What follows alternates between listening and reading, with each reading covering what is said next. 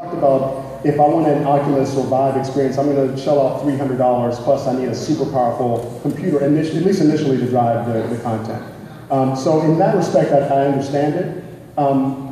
But on the content side, I don't get it, because I don't see the parallels. It's really cool to watch 3D, and I'm not, kind of downplaying any 3D, and we're actually converting some of the virtual reality stuff that we're doing. We're shooting it in 360 and then converting it into 3D. But what the thing is that with virtual reality, it's immersive, right? So no matter how big your TV is, unless you're kind of in an IMAX, kind of style theater, which they're building for the home, there's a frame.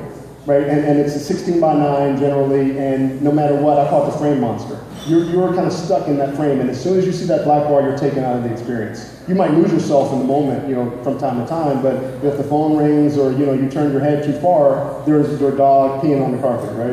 So you have a dog?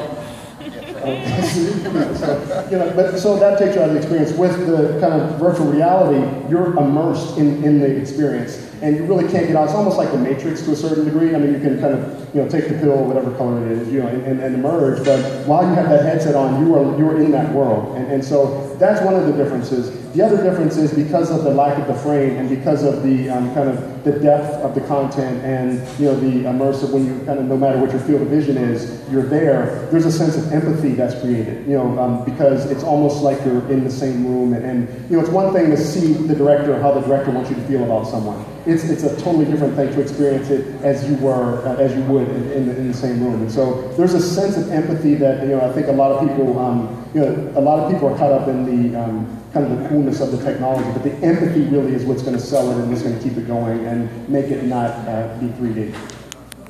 Very cool.